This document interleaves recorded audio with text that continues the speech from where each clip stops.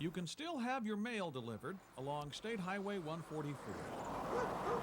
And traffic noise won't drown out the neighbor's barking dog, even if you'd like it so.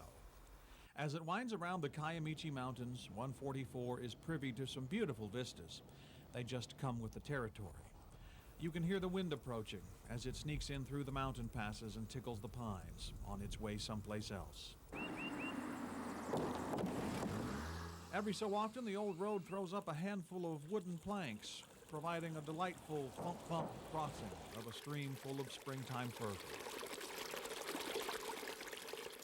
Now, 144 is not perfect. Sometimes the yellow stripe down the middle just disappears, though most folks here know which side to stay on. And the potholes are legendary. But what really makes 144 unique, or cursed, lies just around the corner. There's just one warning before you'll begin kicking up dust and find yourself on the only Oklahoma State Highway still paved with gravel. 144 is easy to pick out on the state highway map. Nestled among the orange turnpikes and the red two lanes and the yellow multi-lane divideds is a curious black and white check, gravel. From Bethel to Onubby to near Neshoba, with a spur to Octavia thrown in. But there's a strange new sound cascading through these hills, and a strange new sight crawling down 144. And right in the middle of it is John Hawkins, making history. Well, no, I didn't really realize it till everyone told me. I'm glad. Glad to be laying the first bit of asphalt on Oklahoma's last gravel highway. So inch by hot, stinking, asphalty inch, the gravel and the dust are disappearing.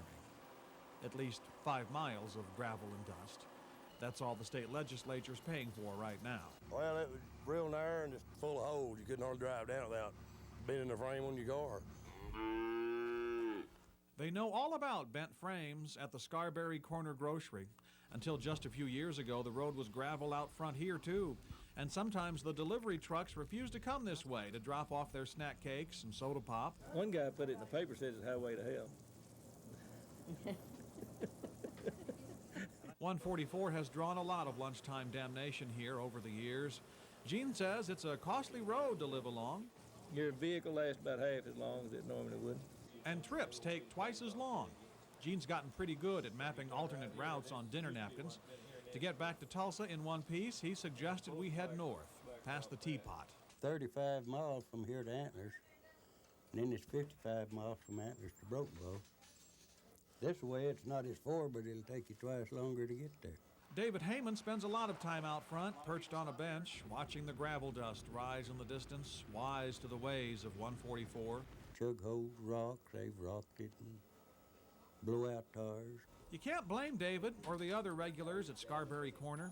They've heard the promises of pavement for years, only to find themselves still making repairs in the end.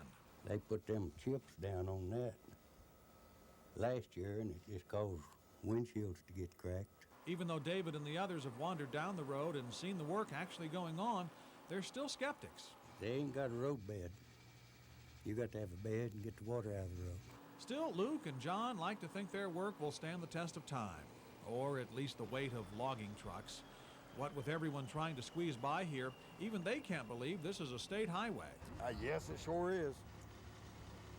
Hard to believe. So if you'd like to experience the dust and ruts and shake a molar loose along Oklahoma's last gravel highway, you'd better come quick. It's slowly going under, though still too slowly for the resident skeptics at Scarberry Corner. Dust are coming up, mud. So forgive them, please, if they aren't quite ready to take the stickers off their mailboxes. 5 miles of asphalt does not a state highway make. But seems like a good start, David. They'll be patching it next month. In Pushmataha County, Scott Thompson, the Oklahoma Traveler.